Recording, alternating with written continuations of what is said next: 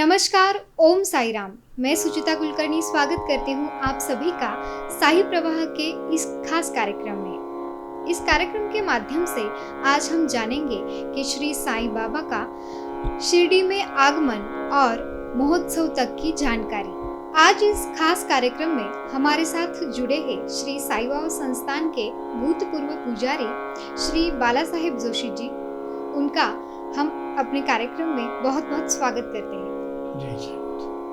गुरुजी, आज हम जानना चाहेंगे कि बाबा जब शिरडी में आए तब से और आज तक पुण्यतिथि उत्सव में क्या क्या होता है, उन सब की जानकारी। जय साई राम। साई बाबा सर्वधर्म समन्वितः साई बाबा का जो उपदेश है कि इसीलिए बहुत सारे भक्त लोग यहाँ दर्शन के लिए आते हैं। तो साई बाबा विभूति क्या है कि साई बाबा एक संत है कि बाबा आनंद कुटी ब्रह्मांड नायक है कि दयामयी जैसा भाव तया तैसा अनुभव। इस उक्ति के अनुसार बाबा के चमत्कार हुए जब बाबा देहधारी थे शिरडी क्षेत्र में, तब से आज तक बाबा की पुण्यतिथि महोत्सव भी मनाया जाता है, बाबा के 3 महोत्सव भी मनाए जाते हैं। मगर आज तक बाबा की जानकारी लेने वाले साईं भक्त जो है कि श्रद्धा और सबूरी, ये 2 के तत्व के ऊपर बाबा का पूरा जीवन यहाँ से चलता आ रहा है। बाबा जब देहधारी थे तो बाबा लगभग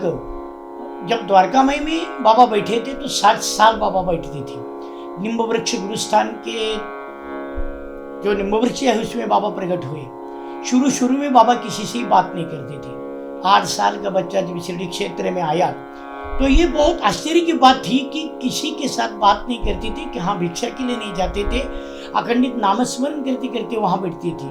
मगर कई लोगों को शंका है कि इतना गुंडा सो जो बच्चा है वो किसका होगा, इसलिए ग्रामस्थ लोग पूछताछ करने लगे, किंतु बाबा ने कुछ भी जवाब नहीं दिया था। जब पहली बार निम्ब वृक्ष के नीचे बैठे थे तो महालसापति नामक जो बाबा के निश्चित भक्त बने वो तो खंडोबा के पुजारी थे और उनको संचार होता था खंडोबा का। एक दिन सुबह का टाइम पे वही सब लोग उत्सुक थे कि बाबा ये बच्चा किसका है और यहाँ आके बैठे हैं, कोई तपस्या कर रहा है, तेज दिख रहा है और किसी के साथ बात नहीं करता है। तो वो जब संचार हुआ तो कई लोगों ने उनको प्रश्न किया कि भगवान हमें ये जानकारी मिली कि ये लड़का है, किसी के साथ बात नहीं करता है, मगर ये तपस्वी दिख रहा है, तो इनकी जानकारी हमें मिलना चाहिए।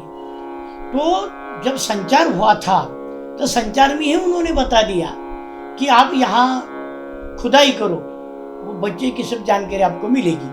तो निम्ब वृक्ष के नीचे जब बाबा के यहाँ उन्होंने खुदाई करने को लगा तो गुहागर निकला। उस गुहागर में दीपक लगा हुआ था, बाबा की तपस्या का स्थान था, आसन बैठा था और गोमुखी थी जाप करने की। ये सब देखकर सब लोग आश्चर्यचकित हो गए। बाबा पहली बार शब्द बाबा का ये हुआ कि मेरा गुरु का स्थान है, ऐसा ही उसको जतन करो। तो वो बंद करने के लिए बाबा ने ऑर्डर दे दी, तो ये सब बंद कर दिया। और तभी से बाबा ने एक जैसा ही कि मेरे गुरु का स्थान है, गुरुवार और शुक्रवार को इसके सामने जो लोबान जलाएगा उसका कल्याण हो जाएगा, ये बाबा ने उनको बताया। और तब से बाबा का गुरुस्थान मंदिर वहां से प्रसिद्ध हो गया। आज भी कई सारे भक्त वहां बाबा का गुरुस्थान समझकर ही दर्शन करते हैं। कई लोगों को आशंका है कि वहां बाबा को जब पहली बार दर्शन हुआ तो वो दर्शन होने के बाद वहां शिव जी की शिवपिंड रखी है, तो वो क्यों रखी होगी? उसका भी कारण है कि जब बाबा वहां प्रकट हुए तो बाबा का पहले ही कई सालों के पहले वो निम्ब वृक्ष लगा हुआ था, उसके पास बाबा का वो भाग्य मिलने के बाद बाबा का गुरु का स्थान ही प्रसिद्ध हो गया। और 60 नामक भक्तों ने वहाँ मकान बनाया और वो 60 वाड़ा बोल के वहाँ होते थे। तो 60 का एक शिष्य था, उसको मेघा नामक भक्त था। वो बाबा को शुरू में नहीं पहचानता, बाबा को मुस्लिम होकर बाबा को नमस्कार भी नहीं करता था। मगर बाद में बाबा का चमत्कार हो गया और उनको नमस्कार के बाद बाबा का चमत्कार होने के बाद उनकी श्रद्धा बैठ गई और बाबा को वो शंकर के स्वरूप में मानकर उनकी पूजा करते थे। तो हर दिन का उनका ये नियम था कि खंडोबा से लेकर सब ग्राम की पूजा करके बाबा की पूजा करता था, बाबा को शंकर स्वरूप मानता था।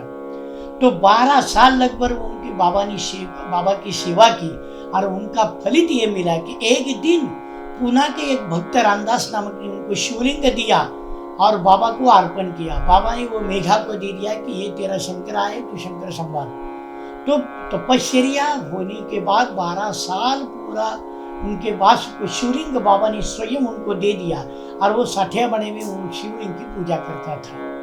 तो बाद में जब जीर्णोद्धार हो गया तो वही शिवलिंग बाबा के जहाँ गुहागर था उसी के स्थापित कर दिया और उसी पे आज शिवलिंग की पूजा चलती आ रही है। साईं बाबा संस्थान की तरफ से हर महोत्सव 3 महोत्सव होते, गुरु पूर्णिमा, रामनवमी और पुण्यतिथि। ये महोत्सव के आखिरी दिन रुद्राभिषेक होता है और महाशिवरात्रि के दिन लघु रुद्राभिषेक करके वहां शिव जी की पूजा होती है। हर दिन रुद्रावर्तन करके पंडित जी पूजा करते हैं। जैसा कि गुरुस्थान मंदिर में बाबा प्रकट हुए वैसे ही मस्जिद में बाबा जब रहने लगे तो मस्जिद में बहुत सारे चमत्कार हुए। तो पहला तो बाबा का चमत्कार यही हुआ कि उन्होंने पानी में दिए जलाकर वो चमत्कार किया और वहीं से बाबा का बड़प्पन लोगों को मालूम हो गया। उनका बाबा को पहचान के लिए चमत्कार नहीं किया, मगर बाबा कौन चीज है ये लोगों को समझना चाहिए। बाबा चमत्कार के सिवा कोई नमस्कार नहीं करते, ये कलयुग का प्रश्न है। इसीलिए बाबा ने चमत्कार करके वहां सब लोग आश्चर्यचकित हो गए कि पहली बार पानी में दिया जलाए और वो बाबा का महत्व सबको मालूम हुआ तो बाबा को वो परमेश्वर मानने लगे। बहुत सारे शुरू में बाबा वैदिक व्यवसाय करते थे, यानी कि किसी के पास पैसा नहीं लेते थे मगर इलाज करते थे विभूति देकर, और उनको जानकारी थी दवा की, इसीलिए जंगल में जाकर वहां दवा लेकर वो सबको दवा देते थे। और बाद में उन्होंने दवा बंद किया। जब धुनी प्रज्वलित की बाबा ने तो धुनी में से उदी ही देते हैं और उदी से सब रोग नष्ट होते थे। आज तक का अनुभव है कि अभी वही धुनी बाबा ने जो जलाई वही चलती रही है और उसी में से बहुत सारी विभूति निकलती है। वो विभूति आज का भी लोगों का अनुभव है कि जो विभूति प्राशन करते करते बहुत महारोग जैसे होते हैं वो सब चले जाते हैं। आज भी बाबा का तीर्थ लेकर उसी में विभूति डालकर अगर वो पानी पिया तो वो जल तीर्थ जल प्राशन करते ही बहुत सारी परंपरा से जो कोई बीमारी हो तो बीमारी नष्ट होती है। तो बाबा का ये वाक्य दयामणि जैसा भाव तया तैसा अनुभव कि जो बाबा के स्वरूप जिस स्वरूप में बाबा को दर्शन चाहते हैं उस स्वरूप में बाबा दर्शन देते हैं। क्योंकि कोई प्रभु रामचंद्र के स्वरूप मानता है तो वो प्रभु रामचंद्र के स्वरूप में दर्शन दे, कोई विठ्ठल दर्शन देता है तो विठ्ठल के स्वरूप में मिलते हैं। तो दासगुरु महाराज को विठ्ठल स्वरूप दर्शन मिला, इसीलिए द्वारकामय मंदिर में ही पहली बार बाबा दासगुरु महाराज की वैखरी उनको प्राप्त हो गए। वही शिरडी माझे पंढरपुर आरती का निर्माण हुआ और वही बाबा के सामने ही शिरडी माझे पंढरपुर साईं बाबा रमावरी, कि साईं बाबा ही परमेश्वर विठ्ठल का स्वरूप है, तो इसीलिए वो दर्शन मिला। और वहीं से शिरडी माझे पंढरपुर आरती सब लोग गाने लगे। तो जैसी शिरडी माझे पंढरपुर आरती हो गई वैसे ही वहां चमत्कार ऐसा हुआ कि प्रयाग तीर्थ में बाबा को दासगुरु महाराज को जाने का था। तो बाबा की आज्ञा मांगने के लिए वो आए तो बाबा ने बोले कि कहाँ जाने की जरूरत नहीं, यही सब तीर्थ है। और इसीलिए आज्ञा समान मानकर दासगुरु महाराज ने उनके चरणों में शीश रख दिया और वहीं बाबा की अंगुष्ठा से जलधारा बाहर पड़ गई और वही प्रयागादि तीर्थे पदी नंबर होता। और ये गंगा यमुना द्वयांगुष्टि प्रवाह दाखविले, ये जो बाबा का स्तोत्र उन्होंने चतुर्थ अध्याय में लिखा है कि गंगा यमुना का स्वयं बाबा ने प्रवाह निकालकर दर्शन दिया है। और वही बाबा के बहुत सारे चमत्कार 60 साल तक हुए, किंतु वो चमत्कार नहीं थी, बाबा की लीला थी और वही सारी वो लीलाएं हो गई थी। आज भी हेमाड पंत ने बताया है सब साई भक्तों को कि द्वारका में जाकर आकर 5 मिनट में अपना मन स्थिर करके समाधि अवस्था में चले गए, नामस्मरण करते करते जिस स्वरूप में बाबा आपको चाहिए उस स्वरूप में बाबा वहां दर्शन देते हैं। कि जैसे कि कोई आया बाबा ने वो बाबा वहां खाना पकाते थे और पकाकर उनको सभी को प्रसाद देते थे। तो किसी को कैसे मालूम हुआ कि बाबा ये कैसे पकाते थे, तो वो दर्शन चाहिए। तो अगर चूल्हा के सामने बैठ कर वह ध्यान लगाए तो उस ध्यान में भी बाबा उस स्वरूप में दर्शन देते हैं। तो द्वारका में मेन मंदिर है, 60 साल उनकी लीलाएं वहां हुई है। तो हेमाडपंत ने हुआ कि ब्रह्म स्वरूप द्वारकामय में, गुप्त समाधि स्वरूप समाधि मंदिर में, और गुप्त स्वरूप चावड़ी में। कि एक दिन के बाद चावड़ी में बाबा जाते थे, वही भी आज भी बहुत सारे लोगों को दर्शन मिलता है। बाबा भक्तों को दर्शन देते हैं, आज तक का अनुभव है। कि जैसे कि बाबा से समझता तो 1918 में बाबा से समाधि अवस्था हो गई। तो समाधि अवस्था होते समय बाबा आम जैसे बाबा का प्राणोत्कर्म नहीं हुआ। बाबा का प्राणोत्कर्म कैसा कि बाबा स्वयं अंतर्ज्ञानी थे। बाबा को मालूम था कि अभी ये नश्वर शरीर में छोड़ने वाला हूँ। इसीलिए जो बाबा के आसपास बैठने वाले लोग थे तो भक्तों को सभी को खाना खाने के लिए बोले। क्योंकि बाबा का बहुत बड़ा ये चमत्कार है कि बाबा के पास जो भक्त थे वो साधारण भक्त नहीं थे। लोकमान्य तिलक जिनका दाहिना हाथ समझते थे दादा साहेब खापर्डे, क्यों दादा साहेब खापर्डे इतने विद्वान थे कि पंचदशी पंचरत्न जो गीता है उसके कंठस्थ थे, और वो बड़े बड़े संस्कृत शब्दों के अर्थ आदमी को बताते थे, इतने विद्वान थे। और ब्रिटिश सरकार भी हिल जाती थी उनके संभाषण से। ऐसा उनका कर्तव्यकार आदमी बाबा के नतमस्तक था। दूसरा आदमी है गोपाल राव बुट्टी, उस जमाने के वो अंबानी थे, नवकोट नारायण बोलते थे। आज हम उनकी हिस्ट्री देखी तो नागपुर से लेकर 15 किलोमीटर पहले बूटीबारी नामक गांव है, और वो बूटीपुरी से लेकर आधा नागपुर सिटी उनके नाम पे है, उनकी जायदाद थी।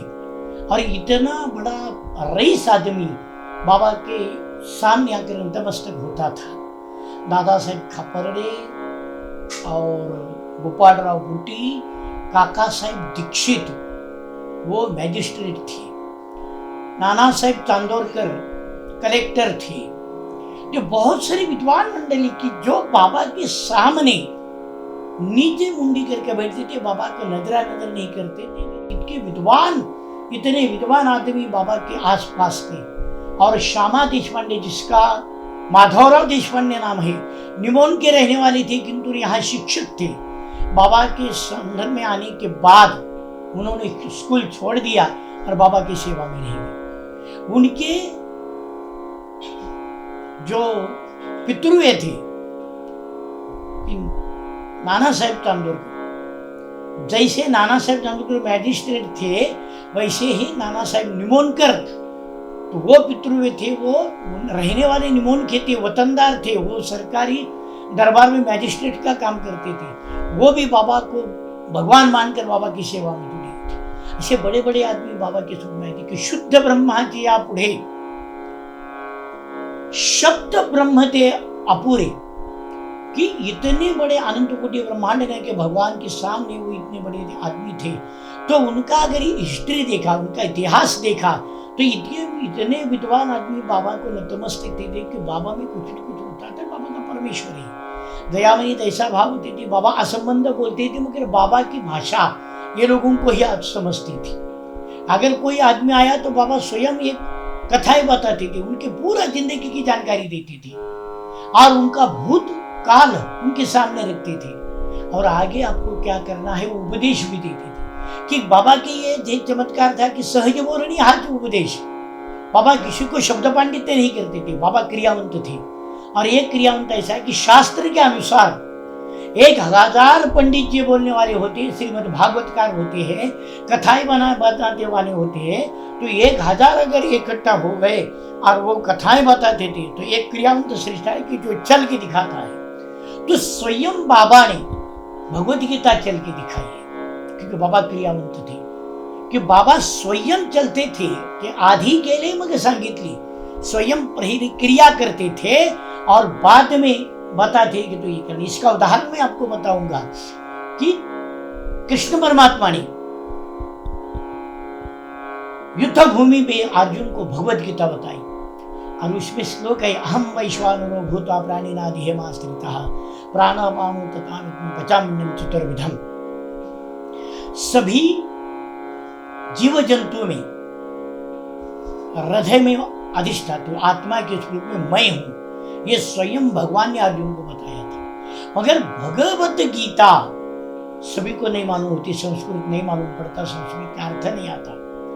इसीलिए महाराष्ट्र की अगर संत परंपरा देखी तो भगवत गीता का सार ज्ञानेश्वरी में स्वयं ज्ञानेश्वर महाराज ने बताया, और ज्ञानेश्वर के बाद तुकाराम महाराज हो गए, उन्होंने गाथा बनाई। उसके बाद एकनाथ महाराज पैठे में हुए, श्रीमद् भागवत एकनाथी भागवत होती है, उसका सार जो ज्ञानेश्वरी में बताया वही एकनाथी भागवत में बताया, और एकनाथी भागवत में जो बताया है वही बाबा ने स्वयं चल के दिखाया है। ये संत परंपरा तैसी चलती आ रही। भगवान श्री कृष्ण की, जब श्री कृष्ण भगवान जगत गुरु है, और वो जगत गुरु इसलिए हुए कि भगवत गीता का ज्ञान उन्होंने दिया, और वही भगवत गीता अपने बाबा ने चल के दिखाया। ये दोपहर का टाइम था, तीसरे प्रहर के समय बाबा जहाँ जिस वाल के ऊपर पानी में दिए जलाए हैं उसी के ऊपर अभी आज आप वहां चले गए तो द्वारकामाई के मंदिर में कोने में जहाँ चूल्हा रखा है उसके पीछे एक छोटा सा मंदिर है, वहां बाबा की चरण पादुका है, और उसके बाद ऊपर वाल के ऊपर एक छोटी 2 चरण पादुका है। बहुत सारे भक्तों को मालूम नहीं वो क्या है। तो बाबा वहां खड़े होते थे शाम के टाइम, और वहां खड़े होने की बाबा की जगह थी, और बाबा ऐसे वहां रख कर बाबा ऐसे जब खड़े होते थे तो वहां जहाँ बाबा का ये वहां रखते थे वहां 2 चरण पादुका स्थापन किया। तो वहां बाबा बैठते थे, वो सोच विचार भी करते थे, वहीं से किसको उपदेश करते थे, आम सारे ग्रामस्थों के साथ बातचीत करते थे। तो वो तीसरे प्रहर में शाम का टाइम हो रहा था, गाय सब गांव में आने का टाइम था, और उसी टाइम लक्ष्मीबाई शिंदे का प्रवेश हुआ द्वारका में, और बाबा को नमस्कार किया। तो वो जैसे आई वहीं बाबा ने बता दिया कि अरे लक्ष्मीबाई मुझे भूख लगी है, आप रोटी लाओ। तो अब भी लाती होने बाबा की आज्ञा मानकर वो जल्दी जल्दी गई। उन्होंने 2 रोटी बनाई, उसको जो कुछ था तो वो लाकर बाबा के सामने रख दी। बाबा ने वो रोटी उठाई, और एक भूखा कुत्ता चल रहा था रास्ते से जा रहा, उसके सामने रख दिया। तो लक्ष्मीबाई शिंदे को बुरा लगा, उनके आंख में पानी आया कि बाबा मैंने इतनी जल्दी जाकर अपने को भूख लगी इसलिए मैंने वो लाया है, और एक टुकड़ा भी नहीं खाया, ऐसे कैसे? तो तभी बाबा ने उसको उपदेश किया, अहम वैश्वानरो भूत्वा प्राणिनादेह, कि प्रत्येक प्राणी मात्रों के स्वरूप में अंतरात्मा जो है वो आत्मा के स्वरूप में मैं हूं प्रतिष्ठित। वो भूखा है, वो बोल नहीं सकता, मैं बोल सकता हूं, मगर उनकी जो भूख जानी उसको मेरी प्राप्ति होगी, बाबा का वचन उधर दिया। तो तभी से लक्ष्मीबाई शिंदे ने हर दिन दूध में भाकरी चुरा कर रखने का नियम किया। मगर ये भगवत गीता का जो तत्व ज्ञान है, बाबा ने पहला शब्द नहीं दिया, उसको पहला नहीं किया, प्रथम क्रिया की, बाद में बताया।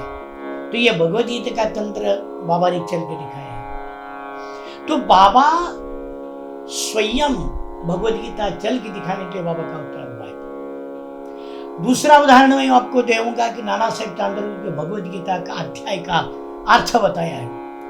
बाबा का चैप्टर सही सच्चरित्र का 39 एंड 50, 39 और 50 अध्याय में उसका वर्णन है। तद्विति परिप्रातेन परिप्रश्नेन सेवया, ये जो श्लोक है 4th अध्याय में, कि अगर भक्तों को ज्ञान की प्राप्ति होनी तो सद्गुरु को शरण जाना ये भक्तों का कर्तव्य है, और जो अनन्य भाव से शरण आकर चरण कोनों में शीश रखता है उसको सद्गुरु ज्ञान देते हैं। ये श्लोक का अर्थ है, और वही अर्थ नाना साहेब चांदोरकर ने स्वयं बाबा ने उनको द्वारका में बताया, और पूरा सार ये 2 चैप्टर में हेमाडपंत ने लिखा है। हेमाडपंत की धाटी है कि जो साई चरित्र लिखा, लीला का वर्णन किया है, तो खाली लीला का वर्णन नहीं किया, पहले वेदांत दिया, और वेदांतों को साजिशी जो कथा है वो कथा बाद में दी कि बाबा की लीला का अर्थ क्या है, क्यों लीला की, इसका अर्थ है वेदांत। और वो वेदांत पहले उन्होंने बताया और बाद में उनकी लीला कथन की। तो मैं साई भक्तों को ही मैं बार बार बताता हूं कि आपको बाबा जानने हैं तो साई चरित्र का अभ्यास करो। साहित्य चरित्र में जो वेदांत लिखा है वो वेदांत का अभ्यास करो। तो वेदांत का जो अर्थ है वो साईं बाबा का लीला अर्थ है।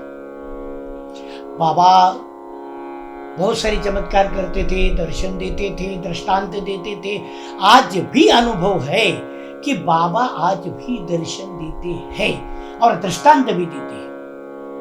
क्योंकि मैंने लगभग 36 साल बाबा की सेवा ने के मैंने बाबा की नौकरी की है कि जो तनख्वाह लेके करता है वो नौकरी होती है और निष्काम भावना से जो सेवा करता है वो सेवा होती है।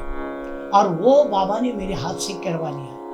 मुझे गर्व नहीं है मगर अभिमान है कि मेरे माँ और पिताजी का पुण्य था, इसलिए बाबा ने मुझे गोद में लिया और मुझे पूजा करने का मुझे सौभाग्य प्रदान किया।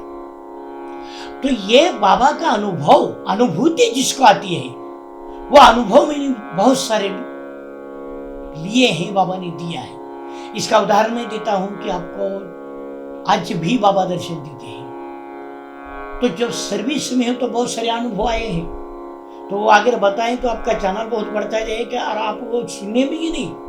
मगर मेरा अनुभव आज भी है कि मैं सुबह 4 बजे 3 बजे मैं उठता हूँ, स्थान पर पूजा करके मैं जब जाता हूँ तो मेरे सारे घर वाले मुझे मना करते कि इतना जल्दी मत जाओ। मगर आज तक मैं 3 साल हो गए रिटायर हो गए। जब मैं सर्विस को भी जाता था तो मैं पैदल जाता था और आज भी मैं पैदल जाता हूँ। मगर ना मुझे कुत्ता भुगता है, ना मुझे कोई सर्प दिखता है, ना मुझे मैं चोर दिखता, मुझे कुछ नहीं। बाबा सीधे लेके जाते हैं मुझे, क्योंकि इसका अनुभूति है, अनुभव है मुझे।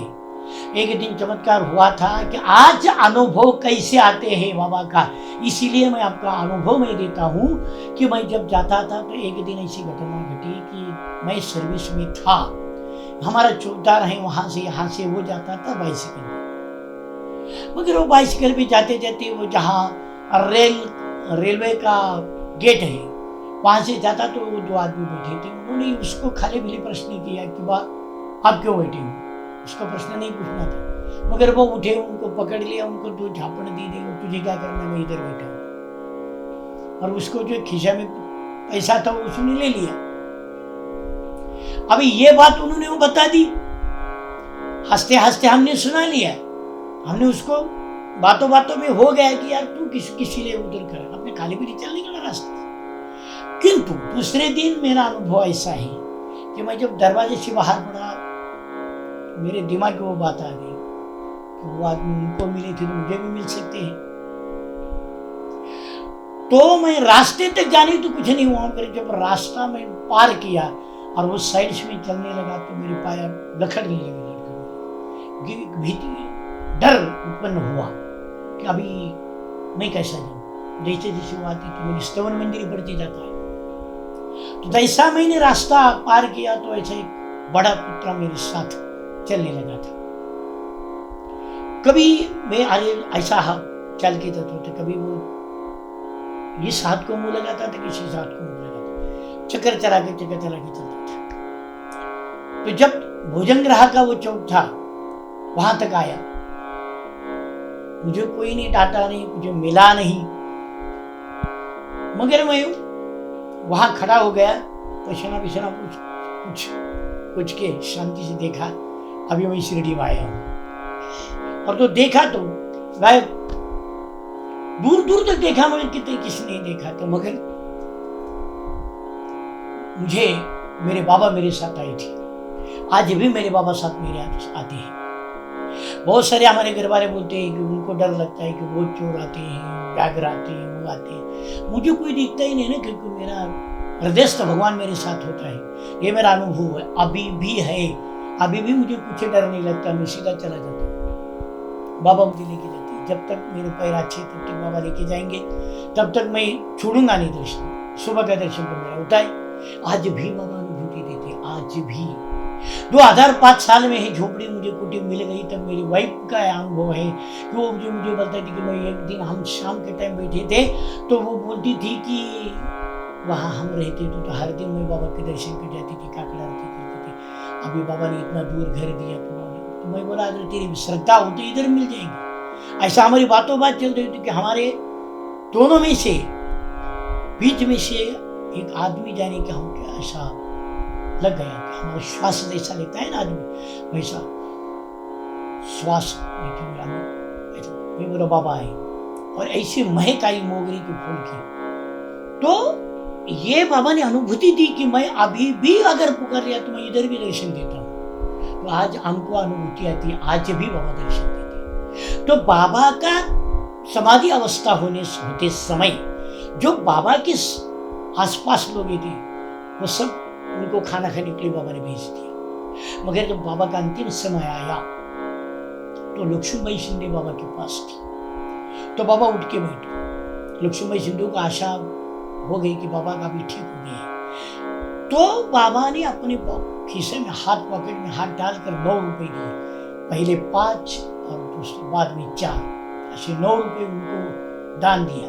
और वो देने के बाद बाबा बैठ गए। बाबा दोपहर के टाइम, अभी हेमाड़ पंथ के सही चरित्र आधार स्तंभ है उसमें कि तीसरा प्रहर होते। टाइम नहीं दिया 2 बजे, 2:30 बजे, 3 बजे, ऐसा टाइम नहीं है। तीसरा प्रहर है। वो एकादशी का आरंभ हुआ था। उसी में बाबा की प्राणज्योत की, बाबा ने ईश्वर शरीर का त्याग किया और बाबा शांत हो गए। तो ये 9 रुपए दिए तो 9 रुपए है नवविधा भक्ति के स्वरूप।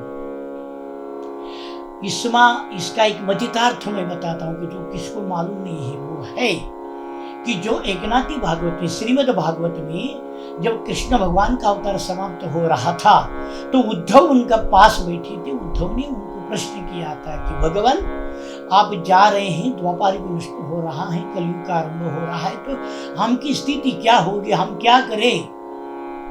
तो उन्होंने शिष्य कैसा होना चाहिए इसके 9 तरीके बताए कि शिष्यों ने सद्गुरु की सेवा कैसी करनी चाहिए। पहले 5 बताए, बाद में 4 बताए, और वही स्थिति बाबा ने स्वयं चल के दिखाई। पहले 5 रुपए दिए, बाद में देखे नवविधा भक्ति की स्वरूप उनको 9 कॉइन दे दिए और बाबा ने अपना अवतार समाप्त किया। बाबा का अवतार समाप्त होने का तो बाबा का आखिरी शब्द था कि इस बूटी वाड़े में मुझे रखो। बहुत सारा बहस हुआ था वहां कि मुस्लिम बोलते थे उनको दफना दिया जाए, हिंदू बोलते थे उनकी समाधि होना चाहिए। 36 घंटे बहुत सारे सोच विचार होकर अंतिम निर्णय किया कि जो पाटिल थे, दादा साहेब कोटे, उन्होंने बताया कि बाबा का देह बूटीवाड़ी में रखना है। अभी देखो कई लोग ऐसी एक अंधश्रद्धा है कि बाबा जो समाधि हो गई है उधर चबूतरा बना हुआ है वहां, तो बाबा की समाधि अंदर है और लोग अंदर जाके पूजा करते हैं। ये गलत बात है, अंधश्रद्धा है। कि बाबा के आज्ञा से मुरलीधर कृष्ण भगवान की प्रतिष्ठापना होनी थी तो वो चबूतरा बनाया था और उस चबूतरे पे कृष्ण मूर्ति स्थापन करनी थी, मगर बाबा का समाधि अवस्था हो गई, इसी कारण वो मूर्ति स्थापित नहीं हुई और स्वयं भगवान श्री कृष्ण स्वरूप बनकर, मुरलीधर बनकर स्वयं बाबा का देह उधर रख दिया और वही चबूतरे पे बाबा का देह रखकर उसी के ऊपर मार्बल का आच्छादन किया गया और वही समाधि हो गई है। यह अंधश्रद्धा अंदर जाता नहीं कोई समाधि के पास और कोई नहीं, ऊपर ही बाबा की समाधि है, वही बाबा की पूजा अर्चा होती है। बाबा को पवान अभिषेक होता है, बाबा को रुद्राभिषेक होता है और बाबा की समाधि अवस्था वही हुई है, बाबा का देह वहां रखा है। और जो वचन दिया है बाबा ने कि मेरी हड्डी मेरे आपके भक्तों के साथ बात करेगी, तो वो वचन की पूर्ति बाबा ने की है कि बाबा के तो दरवाजे हैं समाज मंदिर के बाहर जाने के लिए, तो बाबा के दाहिनी ओर के दरवाजे कि वहां श्रद्धा लिखा है और उसके ऊपर दरवाजे में की सेंटेंस है 35 अध्याय में है कि डोळ्याड होईल चिंता करू नका तुम्ही मत करिता, माझी हाडे ऐकाल बोलता हितगुज करता तुम्हा सभी, कि मेरी हड्डी आपके साथ बात करी की सेंटेंस का अर्थ है। और वहां रखा है कि जो समाधि मंदिर में हर चीज होती है बाबा की आज्ञा से होती है, कि यो कालांतर से वो लिखा गया है मगर वो बाबा की आज्ञा से हो गया। तो जो बाबा की चरण पादुका उधर है, वो चरण पादुका में अपनी तमन्ना लेकर अंतर आता है, वह दर्शन करता है, तो उनकी मनोकामना पूरी होती है। इसलिए बाबा ने शब्द दिया, मेरी हड्डी अपने साथ बात करेगी। अभी कई लोग मुझे प्रश्न करते हैं कि जो हड्डियां बात करेगी, हड्डियां बात करेगी, तो वो कैसे बात करती है? इसका उदाहरण मैं देता हूँ कि जब सर्विस में था, तब मध्याह्न आरती के समय, मध्याह्न आरती में जब आरती खत्म हो गया और मैं तबले के पास खड़ा हो गया, तो एक 12-13 साल का लड़का खड़ा था और वो बाबा को देख देख के 20 मिनट लगातार हंसता था और उसके पिताजी रोती थी। तो वो मैं देखता था, उनके बाबा को भी मैं मन में भी आशंका करने लगा कि ये क्या है। पिताजी रोते हैं, हर बच्चा हंसता है। तो आरती समाप्त होने के बाद बाबा को जल पिलाकर मैंने तांबूल खिलाया और नैवेद्य दूसरे को दे दिया। मैं बैठ गया थाली लेने के लिए, तो वो दर्शन करने के लिए पिता पुत्र आ गए, बैठे। तो वो पिताजी रोते थे, तो वो आने के बाद मैंने उनको सीधा प्रश्न किया, आप रोते क्यों हो? जिस तमन्ना लेकर वहां आए हो तो बाबा अच्छा करेंगे ना उसको। बाबा आज तक अनुभव है कि आज तक सबकी मनोकामना पूरी होती है, उसको दर्शन कराओ।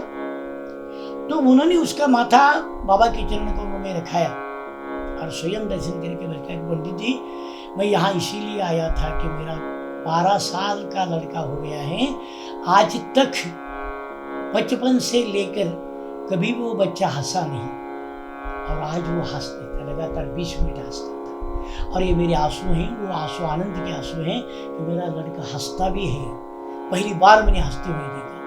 तो मैं बोला यार ये क्या आशंका नहीं है, ये तो बाबा का चमत्कार है। बाबा उनके साथ बात करते थे, वो बाबा के साथ बात करता था। क्यों नहीं बोले, बाबा की हड्डियां उनके साथ बात करती थी। तो बाबा स्वयं उनके बाबा की और उनकी बातचीत होती थी। 20 मिनट आरती लगातार चल रही थी, लगातार वो बच्चा हंस रहा था, पिताजी रो रही थी। इसका कारण ये थे, ये चमत्कार था बाबा की समाधि के ऊपर और ये मेरे ड्यूटी में हुआ है। इसीलिए आज भी बाबा दर्शन देते हैं और ये अनुभव मैं इसलिए बताता हूँ कि आज भी बाबा दर्शन देते हैं। तो ये बाबा का पुण्यतिथि महोत्सव जो मनाया जाता है, तो आम आदमी का श्राद्ध विधि होता है और सन्यासी बाल ब्रह्मचारी उनका श्राद्ध विधि नहीं होता, उनका समाराधना विधि होता है। वो समाराधना विधि संस्थान की तरफ से आज तक चलता आ रहा है कि समाराधना विधि कैसा होता है। आप आम आदमी का पिंड प्रदान होता है, वैसे आदमी का वो सन्यासी और बाल योगी का नहीं होता। बाबा तो आजन्म ब्रह्मचारी थे, तो वो खड़तर तपस्या बाबा करते थे, वही महान योगी थे क्योंकि वो योग आचरण करते थे। बाबा का सही चरित्र में उल्लेख है कि बाबा जब अपने हाथ पांव और मुंह धोते तो अपनी हथेलियां बाहर निकालते थे, वो साफ करके पीरू के जो वृक्ष उसके ऊपर सूखने के लिए डालते, इतनी ताकत योगासन करते थे। बाबा सुबह सुबह जो आप उठ के बैठते थे, बाबा धुनी के पास त्राटक करते थे। त्राटक यानी अपनी जो पंखलियां हैं ना आंखों की, वो पंखलियां ऐसी उगर झाप होती तो वो नहीं करते थे। बाबा सीधा आदमी को देखते थे, घंटों तक बाबा तपस्या करते थे और महान योगी थे बाबा। और वो योगी, उनका आम जैसा आदमी का श्राद्ध विधि नहीं होता, वो जैसा योगी का, सन्यासियों का, बाल ब्रह्मचारियों का जैसा समाराधना विधि होती है, समाराधना विधि। वो समाराधना विधि जो करते हैं उसके बाबा की मूर्ति को रुद्राभिषेक होता है। रुद्राभिषेक होने के बाद वो तीर्थ कलश में रहकर कलश की पूजा होती है और 16 ब्राह्मण को क्षमदान दिया जाता है कि गुरु, परम गुरु, परमेष्टि गुरु, परात्पर गुरु और विष्णु भगवान के 12 नाम, ये 16 स्वरूप मानकर पंडित जी की, ब्राह्मण की पूजा की जाती है। उनको वस्त्र प्रदान किया जाता है, उनको दक्षिणा दिया जाती है और वो समाराधना विधि जब ब्राह्मण भोजन होता है उसके बाद संस्थान के अधिकारी, संस्थान के चेयरमैन जो भी होते हैं, वो जो पूजा अधिकारी करते हैं, वो तब तक खाना नहीं खाते क्योंकि जो पूजा होने के बाद उनको अधिकार होते हैं, ब्राह्मण भोजन होने के बाद उनको खाना खाते हैं और वो प्रसाद भक्षण करते हैं। तो ये बाबा का समाराधना विधि होने के बाद बाबा की मध्याह्न आरती होती है और महानैवेद्य बाबा का होकर उसके बाद ब्राह्मण भोजन होता है। ब्राह्मण भोजन के बाद आम आदमी बाबा का प्रसाद लेते हैं। आज भी साईं बाबा संस्थान का ये पूजा का तरीका है कि जब बाबा की मध्याह्न आरती होती है और शाम की धूप आरती होने के बाद बाबा को झुनका भागी का नैवेद्य दिखाया जाता है। वह नैवेद्य सब इकट्ठा करके साई प्रसाद जहां बनता है भोजनगृह में, वो साई प्रसाद में बहुत सारी सब्जी बनती है, उसमें हम वो नैवेद्य डालते हैं और वो सभी को थोड़ा थोड़ा थोड़ा प्रसाद उसमें से जाता है। और ये खाली हमारे साईं बाबा संस्थान में होते हैं। आज भी पुराने सारे भक्त लोग आते, जब तक मध्याह्न आरती नहीं होती तब तक खाना नहीं खाते कि मेरा बाबा का प्रसाद मुझे मिलना चाहिए, ये तमन्ना होती उनकी। आरती के बाद वो भोजनगृह में जाते हैं और बाद में खाना खाते हैं, क्योंकि बाबा का नैवेद्य उसी में जाता है और वो सबको नैवेद्य मिलता है। और ये आज भी चालू है, आज भी। और अन्नदान बाबा को सबसे ज्यादा कि कई लोग प्रश्न पूछते हैं कि ये पुण्यतिथि महोत्सव में क्या करना चाहिए। सबसे बढ़िया बाबा को अन्नदान पसंद है कि बाबा बोलते हैं कि जिसको प्यास लगी उसको पानी दो, उसको वस्त्र नहीं उसको वस्त्र दो, उनको अगर जगह नहीं है तो उनको जगह दे दो, और जिनको खाने को नहीं मिलता उनको अन्नदान दे दो। स्वयं बाबा अन्नदान करते थे और आज भी उसी तरीके में साईं बाबा संस्थान की तरफ से सुबह 10 बजे तक, रात 10 बजे तक लगातार महाप्रसाद मिलता है। और जो प्रसाद की ये टेस्ट है वो टेस्ट दुनिया में कहीं नहीं मिलती। और ये बाबा का चमत्कार आज भी है कि पहला सौर ऊर्जा का प्रकल्प एशिया खंड में साईं बाबा संस्थान की तरफ से अपने साई प्रसाद में ही हुआ है। और आपको देखना है, दिखाई जाता है कि बाबा का जो अन्न बनता है सूर्य प्रकाश के ऊपर बिजली मिलती है उसी के ऊपर बनाया जाता है। और ये चमत्कार बाबा के ही, बाबा आनंद पुरी के ब्रह्मांड बनाएंगे। आज भी जिन साई भक्तों को पुण्यतिथि के महोत्सव के ऊपर बाबा की सेवा करनी हो तो सबसे ज्यादा अन्नदान है, वो अन्नदान करो, गरीब को अन्नदान दो। जिसको जो चीज नहीं वो चीज देने से बाबा को प्राप्ति मिलती है। बाबा का यही सरतार सुबेरी और सबका मालिक है कि जो मंत्र दिया है बाबा ने, तो जात भेद नहीं करना, ये पुरुष ये स्त्री इसको अधिकार नहीं, इसलिए सभी को अधिकार है भगवान की सेवा करने का। इसीलिए बाबा बोलते थे कि आप सब छात्र हैं एक भगवान के और सबका मालिक एक है, और सबका मालिक एक मानकर सभी की भूख जानना सभी का कर्तव्य है। इसलिए अन्नदान करना इम्पोर्टेंट है कि जिसको बाबा की सेवा करनी है तो बाबा का अन्नदान कक्ष में अन्नदान करो या कोई अपना अन्न पकाओ, भूखियों को दे दो। और बाबा का सबसे बढ़िया ये उपदेश है कि आपकी वाचा है, आपका शब्द है, तो शब्द के किसी के चेहरे पर अगर आनंद आता है तो उससे पुण्य अधिक नहीं, और आपके बातों से किनका हृदय विदारण होता है और दुख होता है उससे ऐसा पाप नहीं है। इसीलिए बात मीठी रखो, भगवान के ऊपर श्रद्धा रखो, और तया मनी जैसा भाव तया तैसा अनुभव शिरडी क्षेत्र में मिलता है। आज भी कई सारे देशों से, बाहर देशों से भी पब्लिक यहाँ आती है और साईं बाबा को भगवान समझकर यहाँ दर्शन के लिए आते हैं। उस स्वरूप में बाबा दर्शन देती है। और अगर बाबा का दर्शन बाबा को अपने को प्राप्त करनी है तो बाबा का आरती का अर्थ ध्यान में लाओ। एक शब्द का आरती का अर्थ बन गया तो बाबा मिल जाते हैं कि बाबा की पूरी जो आरतियां हैं वो अध्यात्म है। वो अध्यात्म आपको जानना है तो आरती का अर्थ पहले जान लो और बाद में बाबा की आरती करो। क्या आर्त से आरती की तो उसको आरती बोलते, प्रार्थना की तो उसको आरती बोलते हैं। क्या भी कई सारे लोगों को ये भावना है कि सबसे आगे जाके खड़े होकर आरती करना तो आरती मिलती है। अगर आरती का अर्थ आपको नहीं आता है तो कोई आपका आरती का कहने का वो मतलब नहीं होता है और कोई आपको पुण्य नहीं प्राप्त होता। अगर आरती का अर्थ मिल गया, आपको अर्थ समझ गया तो आरती को शिरडी क्षेत्र में यह आनंद कोटि का ब्रह्मांड है कि आपने चरण कमलों से पावन भूमि है। कोई कोने में अगर जा पर बाबा को दर्शन किया और वो आरती सुनी तो आरती का पुण्य मिलता है और बाबा का दर्शन मिलता है। इसीलिए आज दयामनी जैसा भाव तया तैसा अनुभव मानकर जिस स्वरूप में दर्शन पाओगे दर्शन करो। और पुण्यतिथि के अवसर में बाबा को अन्नदान, सुवर्णदान, वस्त्रदान ये दे दो और बाबा को नमस्कार करो। कि जिस बाबा को भगवान मानकर भावुका उनकी पूजा करते हैं तो बाबा बोलते हैं कि गरीब आदमी के मुंह पे अगर हास्य ला सकते हो तो वो लाओ, उससे मेरी प्राप्ति हुई है। बाबा का मेन उपदेश है। और जो श्रद्धालु सभी देखकर बाबा की सेवा करते हैं उनको आज भी बाबा का दर्शन मिलता है। जय साईं। तो इस एपिसोड के माध्यम से आज हमने जाना कि कैसे श्री साईं बाबा का शिरडी में आगमन और बाबा की समाधि तक की जानकारी श्री साई बाबा संस्थान के भूतपूर्व पुजारी श्री बाला साहेब जोशी इन्होंने दी। बहुत बढ़िया जानकारी दी, उनका मैं तहे दिल से धन्यवाद करती हूँ। मैं सुचिता कुलकर्णी फिर से आपके साथ जुड़ूंगी ऐसी ही कुछ नई कहानियाँ, कुछ नए एपिसोड के साथ। तब तक के लिए ओम साई राम।